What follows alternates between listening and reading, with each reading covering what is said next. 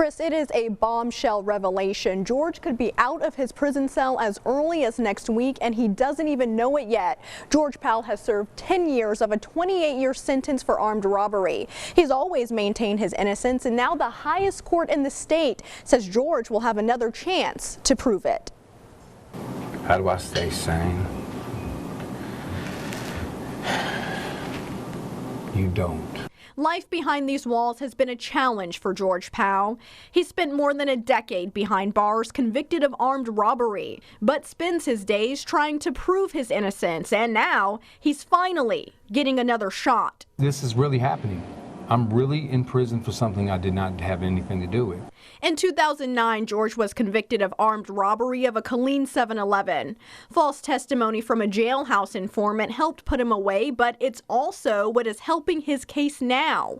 This morning, the Texas Court of Criminal Appeals ruled there was misconduct on the state's part during George's trial in relation to that testimony that prevented him from having a fair trial, saying in part, the trial court finds that Smith's testimony at trial that he had not made any kind of deal in exchange for his testimony, had not asked for anything, did not hope for any kind of credit, and was testifying only because he wanted to do the right thing, was false, and that the state failed to correct such testimony, leading to George's conviction to be vacated and a new trial granted. This after George's attorney Mike Ware, the executive director of the Innocence Project of Texas, picked up the case and applied the pressure. This is what it comes down to. The prosecutors cheated and lied in order to convict an innocent man. And so he is entitled to a new trial, and we're confident that in a fair trial where the prosecutors don't cheat and lie, Mr. Powell will be acquitted. George's fiancée Tamara Parsons helped George obtain his new legal team at the Innocence Project, and she's been fighting for his freedom for 6 years. She says she never gave up hope that one day he may return home. Oh, I think he's going to be as ecstatic as I am right now.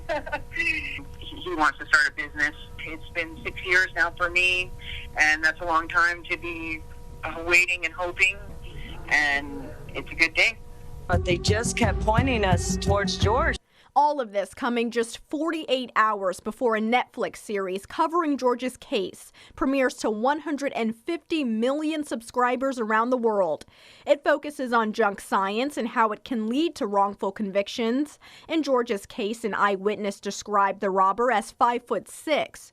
George, however, is 6'3". The major height discrepancies and questionable forensic video analysis catching the eye of Netflix and also proved to be major focal points during Ware's arguments. Since Powell is no longer convicted of anything, his lawyer says he should be moved back to the Bell County Jail within the next week or so. They will then work on getting bail set, while George continues to profess his innocence. I'm absolutely 100% innocent.